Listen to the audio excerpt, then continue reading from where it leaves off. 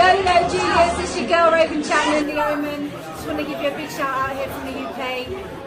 Ring IQ, you're the man. Thanks so much for your support. Welcome to the motherfucking relay. We're covering today's top boxing news. Ow! Okay, we'll start with this. It was officially announced earlier today that Ebony Bridges versus Shannon O'Connell, the IBF mandated title fight, will be going down on the undercard of Warrington versus Lopez in early December. And, you know, we've talked a lot about this fight. Obviously, there's a lot on the line for Ebony, but there's a lot on the line for Shannon O'Connell as well, her professional reputation. Given some of the quips and criticisms that Shannon O'Connell, the veteran fighter, has levied against the reigning champion, Ebony Bridges, well, she may end up getting a decent-sized serving of humble pie. She might. Ebony Bridges is sharp.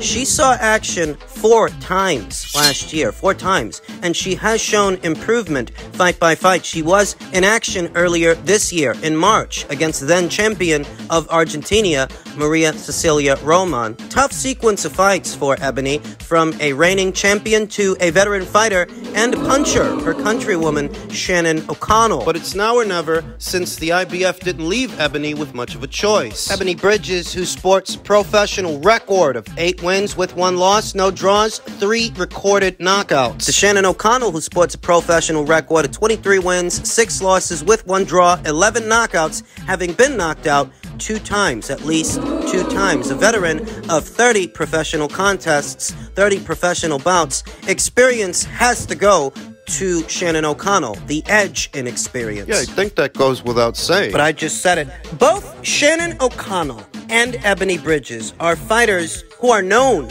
to have a mean streak. These are not the kind of fighters that want to lay off their opponent. Rather, it's the opposite. They want to lay into their quarry, lay into the girl opposite the ring. So they both have a mean streak. They do. You don't end up with a nickname like Shotgun Shannon O'Connell for being a safety-first fighter. Something very similar applies to Ebony Bridges, adequately dubbed the Blonde Bomber. A mid-range to inside puncher, a pressure fighter. Whose best punches are her looping shots and bent arm punches, bent arm shots. That's hooks, that's uppercuts within close quarters. That's pressure fighting is what that is. And with Mark Tibbs in her corner, I actually happen to like Ebony's chances in this thing. I do, perhaps more so than most. Granted that Shannon O'Connell has a wealth of experience on her side, and she is the slightly taller and longer, rangier fighter. Yeah, I mean, Shannon's got some things working for her in this thing. I don't dismiss that. The woman hasn't lost a fight in about 5 years. So, I mean, yeah. If you guys got Shannon O'Connell winning this thing,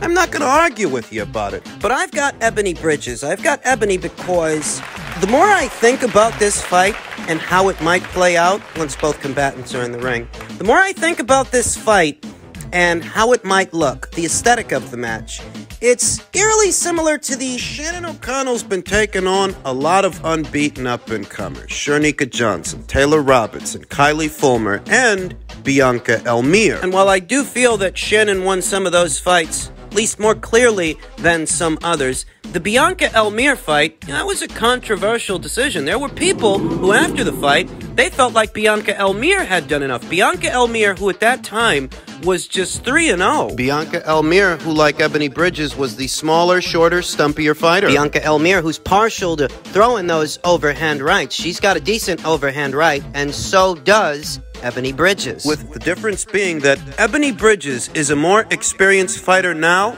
than Bianca Elmire was then. Anybody that saw that fight knows that a 3-0 Bianca Elmire gave Shotgun Shannon O'Connell all she could handle. Landed several overhand rights, several punches in the pocket, deep in the pocket, where a shorter, stumpier fighter with a lower center of gravity, shorter arms, where a shorter fighter might have the advantage, mid-range to inside. Ahead of this fight, Ebony Bridges is the more pocket-sized fighter. She's the shorter, stumpier fighter with the lower center of gravity. With the difference being that Ebony Bridges here today is a more put-together fighter than Bianca Elmire was then. And if Bianca Elmire was able to give Shannon O'Connell issues back then, Ebony Bridges can give her issues here and now. Because she is a more put-together fighter now than Bianca was then, and Ebony Bridges, for my money, has a stronger corner. Her delivery is a lot more tidy than what you saw from Bianca Elmire 2 or 3 years ago. Her hooks are tighter, uppercuts and her punches are more compact, more defensible. And I happen to think Ebony Bridges has heavier hands than Bianca Elmire did. If Bianca Elmire was able to connect with several looping shots and combinations, salvos of punches mid-range to inside, I think Ebony Bridges, especially today's Ebony Bridges, I think she can do a little better than that. The trial for Ebony will be slipping the jab and getting mid-range to inside on Shannon O'Connell. Trial for Shannon will be managing that distance against the smaller, stumpier fighter to land big shots, keeping her at arm's length. Trying to, but because Ebony slips punches pretty good, moves side to side like a metronome. It's a situation to where Shannon O'Connell, as the slightly taller, somewhat longer, rangier fighter, she has to manage the distance, whereas Ebony, she has to close it. And I think she can. The more I think about this fight, the more it reminds me of the Elmire fight, with the difference being that Ebony Bridges is more put together as a fighter today than Bianca Elmire was yesterday. So I like Ebony's chances. In men's light heavyweight news, per a tweet from International Boxing News, Paul Reddy explains why Callum Smith versus Joshua Buatsi will not be happening next. In so many words, what Paul said was, the reality is, that fight is not going to happen. Sorry to piss on everyone's chips and disappoint them. That fight doesn't make sense for either of them at the moment. If that fight does happen in the future, it needs to be for a world title. Disappointing news, because the feeling was, after the collapse of what was supposed to be Buatsi versus Pascal, the feeling was that Joshua Buatsi might move into an in-house situation with Callum Smith, since they're both matchroom fighters, and they're both in the market for an opponent. Callum Smith is coming off his win over French Olympian Mathieu Bauderlique in what was a WBC final eliminator. An eliminator to crown a mandatory challenger for one of Artur Beterbiev's titles. But Callum's not on the eve of a Beterbiev fight, you understand. Upon Beterbiev's return, in all likelihood, he's gonna fight Anthony Yarde. It could actually be a long while, before the WBC orders a fight between Callum Smith and Artur Beterbiev, assuming he's still champion by the time the WBC gets around to ordering that fight. Callum Smith has fast established himself as a dangerous puncher in the light heavyweight division. He looks formidable. He looks elite. The one hang-up that I have with Callum is that he doesn't fight often enough, you know? He had that highlight reel knockout over Lenin Castillo, and a lot of time passes. He fights in this eliminator with Mathieu Bauderlique, and if he's not going to fight Joshua Buatsi, if he's not going to fight him, are they at least going to get this guy a keep busy fight? Because he is going to need to keep busy while he waits for the WBC to do their job. Who knows how long it could take them to order a fight between Callum Smith and whoever has the green belt at that time. You think about Joshua Buatsi. I mean, if he's not going to fight Jean Pascal, and he's not going to fight Callum Smith. You know, I was looking forward to that Pascal fight. I was. It was an interesting situation and just what the doctor ordered for an unbeaten up-and-comer in the light heavyweight division. Joshua Buatsi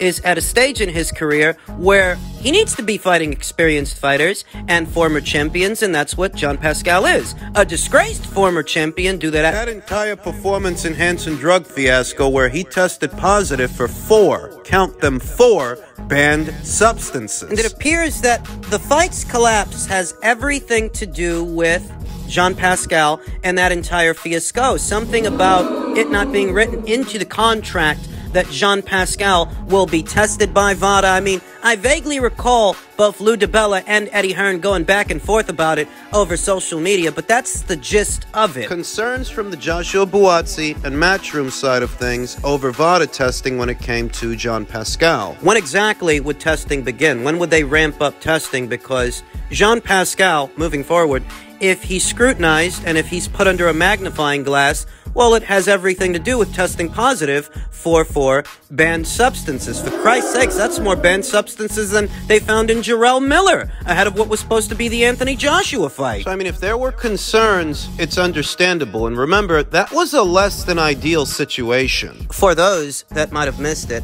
the fight went to a purse bid by way of the IBF, the fight between Joshua Buatsi and Jean Pascal. and in comes Lou DiBella, who places the winning bid, and it seems to have been Lou DiBella's plan to take the fight over to Frank Warren, take it over to the Queensbury BT side of things, which would have been less than ideal for a matchroom fighter. A matchroom fighter like Joshua Buatsi. You almost get the sense that there was something going on there, something behind the scenes between Lou DiBella and Frank Warren. When the fight collapsed, I wasn't too broken up about it because I figured, so he doesn't fight Jean Pascal. Maybe he can fight Callum Smith. That's a better fight. Now we're seeing that he's not going to fight Callum Smith either. I mean, Joshua Buatsi does need more rounds in the bank as a light heavyweight. I think he does, before challenging for a alphabet title or even becoming the mandatory for one. I do think he does need more experience. I do think he needs more fights. He needs to be more active. But it's a pity that he's not going to fight a former champion in Jean Pascal or an interesting guy in Callum Smith. I really don't know what the future holds for Joshua Buatsi. Of course, they can find him someone to fight. But will that fight be as interesting as a Pascal fight would have been? A Smith fight would have been? Time, as they say, is of the essence. You know, Joshua Buatsi, he's not an old guy, not old per se, but he's not the youngest guy either, and he needs to make use of the time that he has, because the light heavyweight division, it really ain't for the faint of heart. So he's not going to fight Smith. He's not going to fight Pascal either. So when it comes to Jean Pascal, veteran boxing scribe Dake Jonovan tweeted he was told Jean Pascal and Michael Eifert both confirmed to the IBF their availability for soon-to-be-ordered light heavyweight title eliminator negotiation period to follow. The winner becomes IBF mandatory to unified lineal champion Artur Beterbiev. German guy sports a professional record of 11 wins, 1 loss with no draws. 4 knockouts, and we're going to have to give that guy a look to see what exactly Jean Pascal is going to be dealing with. And just in keeping with the theme of light heavyweight news, per a tweet from International Boxing News, as the fight with Artur Beterbiev is being pushed back until February, Anthony Yarde is expected to return in the ring in a warm-up fight on November 26th at the O2 Arena. A blessing in disguise for Anthony Yarde, who looked to have been going into that Artur Beterbiev fight in the fall, having not fought since last year. Less than ideal circumstances to challenge what is arguably the biggest puncher at this weight, the most dangerous guy. I mean, most people aren't picking Anthony to win this thing. The least you can do is sharpen him up a bit. The amount of time that passed between Anthony Yarde's last fight and what was supposed to be the Beterbiev showdown in the fall, Anthony being Artur's mandatory challenger by way of the WBO, and the amount of time that passed without Anthony returning to action earlier this year, well, Less than ideal circumstances, that's what that was. the situation has changed. Artur has pulled out injured. He is unable to make that mandated title defense at this time. They're looking to do it in February, and this is a blessing in disguise for Anthony. He gets the chance to get back out there, shake off the cobwebs a bit, sharpen up a bit, get some rounds in the bank before he sets foot in the ring with the most dangerous man at 175 pounds. A lot of people are probably still favoring Artur to win this thing, but you know, you do what you can. I feel like Anthony might last a little longer than Joe Smith Jr. did, put up more of a fight. Joe Smith Jr. packs a big punch, though he's not the most nuanced fighter. He's straightforward, and you know exactly what he wants to do, whereas Anthony, he's a little more reserved, a little bit more crafty, and a little bit more of a counter puncher than a brute force guy, a pressure guy like Joe Smith Jr. is a pressure guy. Once that opening bell sounds, you know exactly what he wants to do and how he wants to do it, how he's going to go about it. Whereas Anthony, you know, he uses shell guard, rolls punches off the shoulder, can punch a bit. So maybe he'll last a little longer than Joe Smith Jr. did, or Weiss. What if he upsets the apple cart for Artur? That'd really suck for Artur. That would drive the point home that Bob Arum should have done what he could to put his man Artur Beterbiev in the biggest fight that he could be in, the Bivol fight. As it stands, Bob had reservations about sending Artur over to the DAZN side of things, even if DAZN could afford to finance the fight themselves and pay Artur handsomely to come over. Bob didn't want to do it. Bob thought it more prudent to put Artur in this fight, this WBO mandated title defense that they could have so circumvented if they petitioned for an exemption to the mandatory to fight for undisputed status. Bob wasn't all that interested in that. And if this goes sideways for Artur, well, It's going to reflect poorly on Bob. just in keeping with the theme of fighters that Bob promotes or used to promote, Alexander Gvozdyk is preparing for a comeback. Former WBC, Ring Magazine, and lineal light heavyweight champion of Ukraine, Alexander Gvozdyk. Haven't seen him in a while. Gvozdyk was ostensibly on his way to being considered the next great Ukrainian fighter.